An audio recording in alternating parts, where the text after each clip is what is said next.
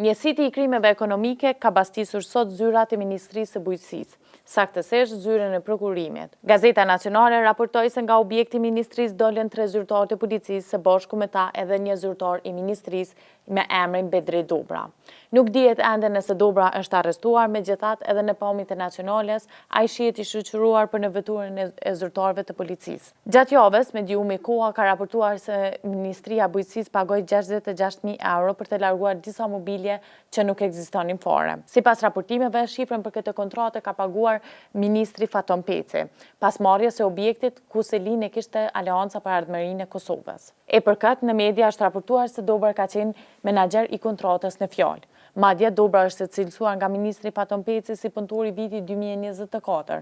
Në postimin e tij, ministri Peci kishte thënë se profesionalizmi, përkushtimi, vullneti, dëshira dhe gatishmëria për të gjetur zgjidhje e karakterizojnë një zyrtar si Bedreu. Prokuria Speciale e Kosovës ka dalë me komunikat për media ku ka konfirmuar bastisjen në Ministrinë e Bujqësisë e drejtuar nga Faton Peci.